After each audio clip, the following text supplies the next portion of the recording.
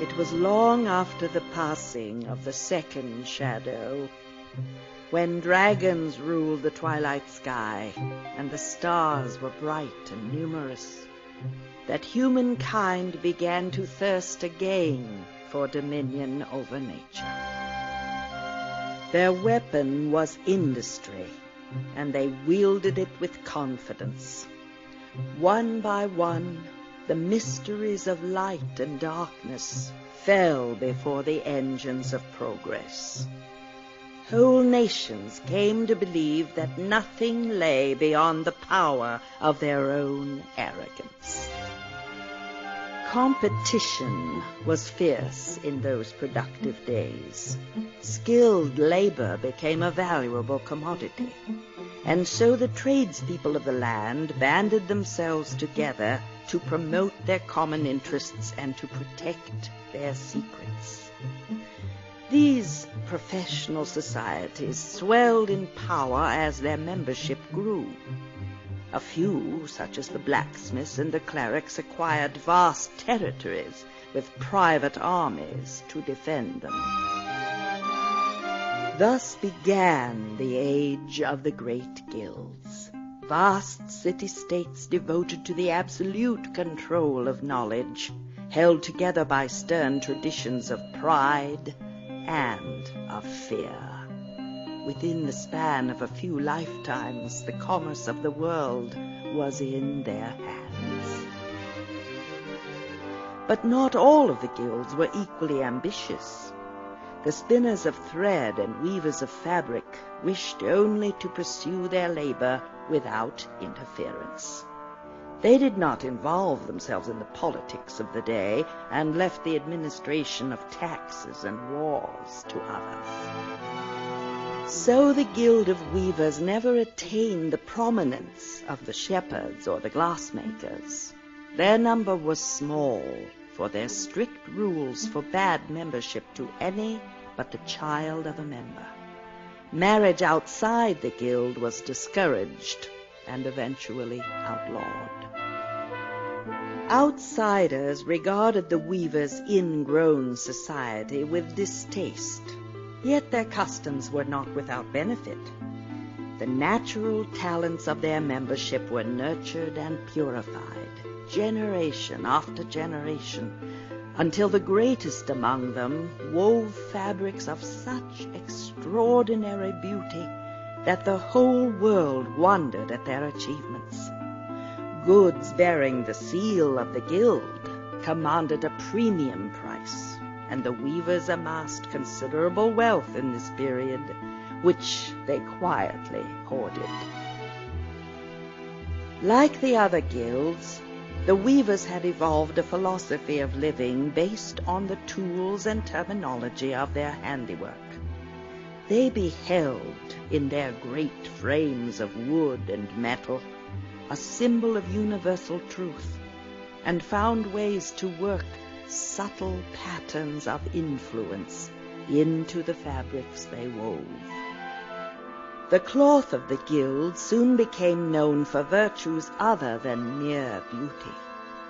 Certain weaves seemed to possess remarkable powers of healing. Others held a charm against ill fortune. In the fullness of time, the art of the weavers transcended the limits of physical cloth. They abandoned the flax and dyes of their ancestors to wield the very stuff of light and music, and spun new patterns directly in the fabric of reality. The ignorant looked upon these works with fear and called them witchcraft. Many of the guild were persecuted. A few were hanged. To protect their heritage, the weavers expended a small fraction of their wealth to purchase a rocky island off the mainland coast. They packed up their spindles and skeins and shuttles and retreated from the company of men to refine their arts in solitude. Many wars and plagues followed. Mighty guilds fell into ruin. Others rose to surpass them. The exhausted world all but forgot the humble guild of weavers, and few found reason to visit their home, an island of mystery, shrouded in perpetual mist, shunned by sailors, which ancient maps call Loom.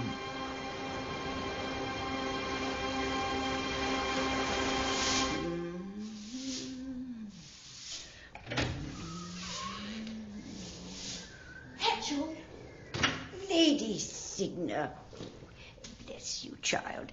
Out of bed so soon? What brings you? I wish an audience with the elders. Look at you, pale as lace, and your hands trembling. Sit down. The idea of coming this way alone. You wouldn't be up and about if I was still midwifing. You can be sure of that. Now, what's this you say? An audience? I must speak to them, the elders, at once. The elders? I see. Concerning? A matter of importance.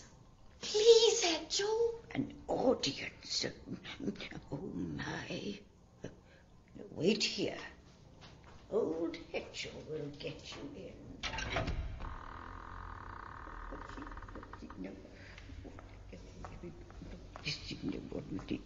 I do not remember summoning you, Exile. Oh, forgive me, Elder Atropos. Lady Signa is in the antechamber. She desires an audience. Now? So late in the afternoon? The girl is not yet recovered, Your Reverence, yet she comes alone. I will speak. Signa. Elders, hear me. I cannot remain silent. That much is obvious. Lady Signa, we are grieved to hear of your loss. Do not grieve on my account, Elder. Save your sympathy for the rest of the guild. I am not aware that our guild is in need of sympathy. How many more babies must die before the guild will earn your condolences? That is no way to address an elder, young woman. Is it not?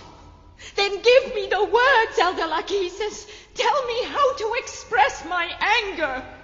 Anger does not become you. Calm yourself, child. Tell us what it is that troubles you so. Our seed is barren, Elder Clothos. We have lived under the rules of membership too long. Most of our children are born dead. Many that survive are monsters beyond hope. Our numbers are failing. Less than a score of us remain. And all in the name of rules written in ignorance, obsolete 1,000 years. The same rules that distilled our not inconsiderable talent. What purpose will our talent serve when there is no one left to practice it? The same purpose it serves now, Signa. The fulfillment of the pattern. That is our only purpose.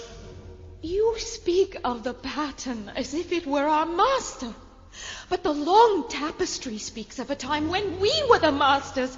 Please, elders, there is power in the loom. So, it is power you seek. What would you have us do with this power? Use it. I beg you, Elder Clothos. Use the loom to end our suffering and bring life and health to our children. The changes in the pattern would be trivial. Any one of us could work the thread. All we lack is courage. Do you